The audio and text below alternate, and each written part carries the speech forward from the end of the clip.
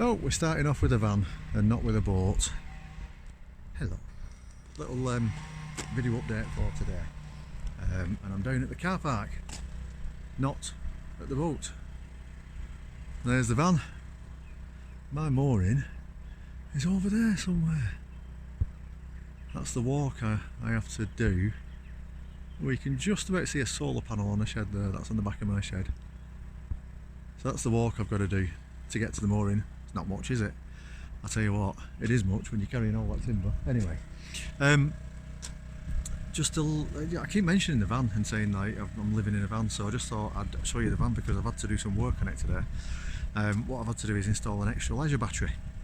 So it's an extra long wheelbase Iveco daily, and it was a minibus. It was a 17-seater minibus. So we've got the passenger's door here, and that's got steps going up into it. I haven't tidied this place or anything, so this is just how it is. And I've done a very sort of makeshift home conversion on it. So back when I bought this boat, I just needed somewhere to live in the meantime. And I think if I was a sensible person, I'd have rented a flat as a temporary accommodation. And I thought, but I'm going to be in that flat for at least 6 months. And with all the bills and this council tax and everything, that's a lot of money to pay to live somewhere I don't want to be.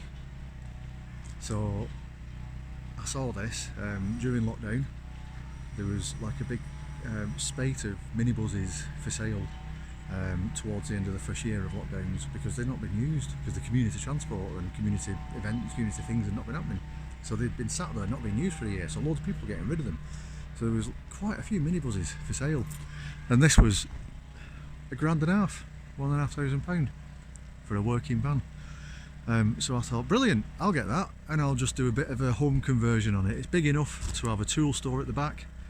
I can have like a boot in it, and I can have a living area in it. Didn't have a clue about the weight of it. It didn't occur to me, and the weight of it is 4.2 tons, which means it's over the 3.5 ton private light goods weight limit.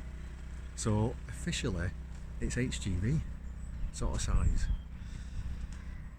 Fortunately, I've got a licence that means I can drive that, because I passed my test ages ago, before 1997 or 96 or whenever it was that they changed it. So I'm allowed to drive that without passing any further sort of HGV tests.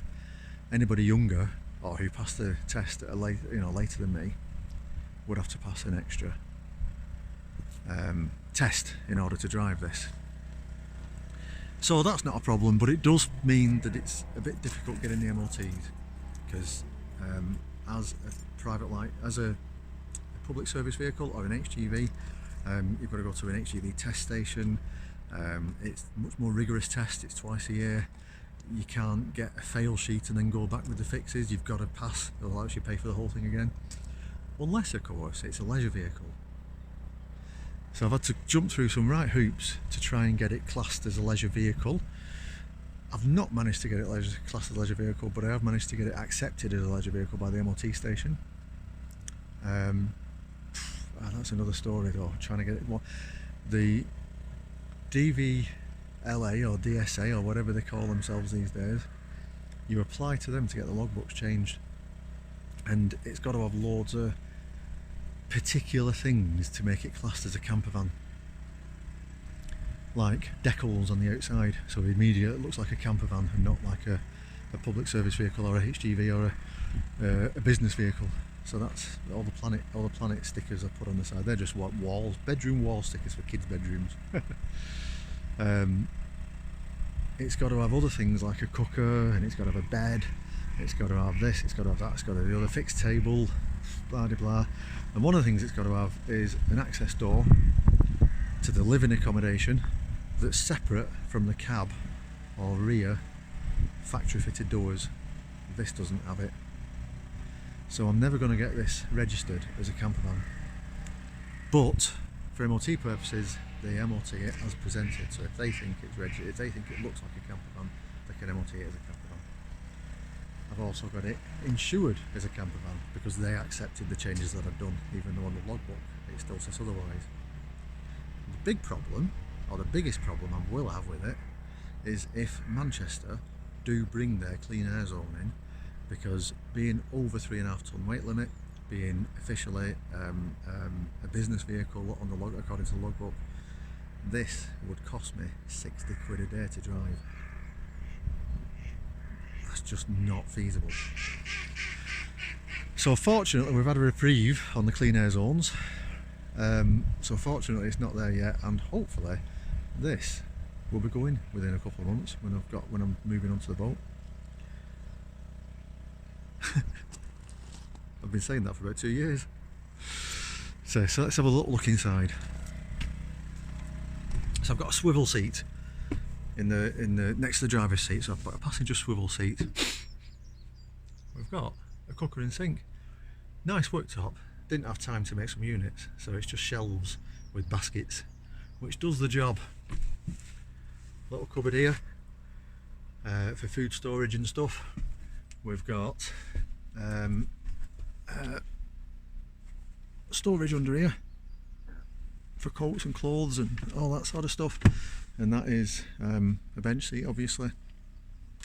We've got the original 4 of the original seats here.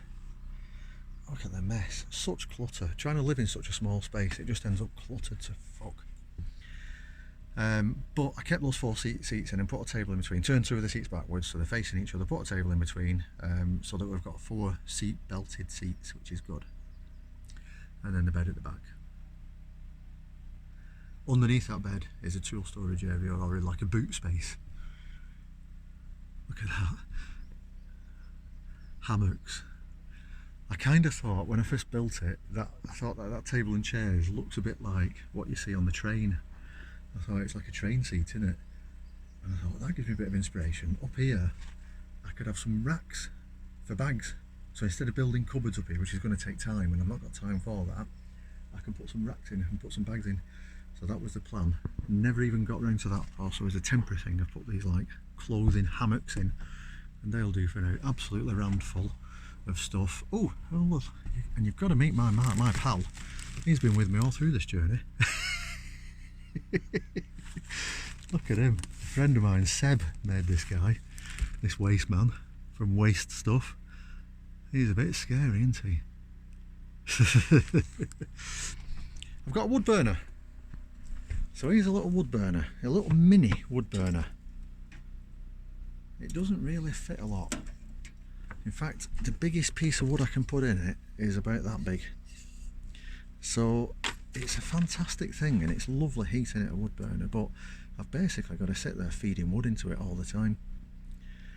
Or I can put coal in. I've got a bag of coal here. It doesn't take that much coal, but I hate burning coal, fossil fuels and all that sort of stuff. But I'm kind of stuck with it at the moment. So it's either coal or down there, messy as anything because of all the dust from the ash, all the ash from the wood burner, but that's a hot air blower, a propex heater, hot air blower, and that runs on gas. The problem is that wood burner is underpowered for the size of the van. It doesn't really heat it up properly.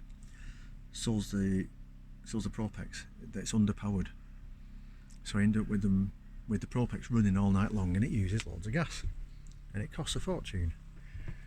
So I've just installed this, one of these Chinese diesel heaters.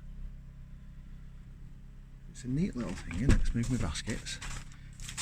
It's a very neat little thing. It just sits there on the floor. It's screwed to the floor. It's all enclosed, and that puts out a belting amount of heat. So again, a temporary installation. All I had to do was drill a hole about that big into the floor, and that's for the exhaust. So the exhaust goes through and underneath and out. It's got a built-in diesel tank. You plug it in via the cigarette lighter. It takes quite a few amps because a diesel engine, it's a diesel heater on it basically. So the diesel part of it has glow plugs, so it doesn't burn like petrol. If you just put a spark to diesel, it doesn't ignite like petrol does. But it's got to go onto something that's already hot, and then it'll burn. So same as diesel engines in cars and vans, as you turn the key on, it makes these elements glow using the 12 volts. So they're called glow plugs, and they go red hot. And then as soon as the diesel starts dropping on, it ignites. And then once the engine's running, once the diesel's burning, then it's got the heat. It doesn't need the glow plugs anymore. But the initial draw on the 12 volt is quite a lot. So what I've had to do is fit myself. This is the cigarette lighter, but I've had to rewire that with wiring that's a bit chunkier. It's up to 20 amps. Put 20 amp fuses in, and install underneath there an extra leisure battery, so you can just about see 2 leisure batteries, and a box of and a basket full of gin, of course. Basket full of gin. Never go anywhere without a basket full of all wild forest gins. just in case I end up chatting to somebody about foraging and say, oh, you want to have a taste of this? Oh, and of course you've got to have a massive jar of jalapenos everywhere you go as well. So I've got warmth in here now. At last. Anyway, that's it. That's I thought, yeah, no narrowboating for today. Well, there is. I'm just off back down there now to carry on with installing those leisure batteries finally.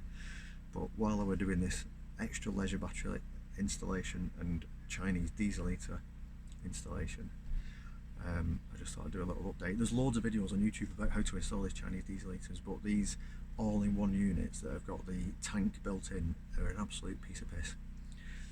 That's all you need.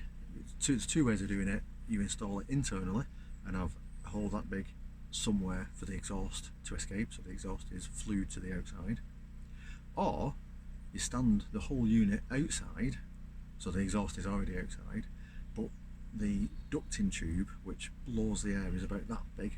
That needs to come in. So either the whole unit stands outside and you duct the warm air in, or the whole unit stands inside and you channel the exhaust out. Easy, really. I think the most challenging bit of it is just wiring up the 12 volts, because like I say, it's a fair ampage draw initially, and if you simply plug it into a cigarette lighter socket that's only, say, 7.5 amps max, then you're either going to blow the fuse or melt the wires, and you don't want to be melting wires, because if you melt wires then they'll set on fire. So the wires connecting whatever you attach this to, whether it's a plug or whatever, to the battery, need to be beefed up a little bit to take at least 20 amps. Right, back to the boat. Lunchtime for me and Brian. See you soon, folks.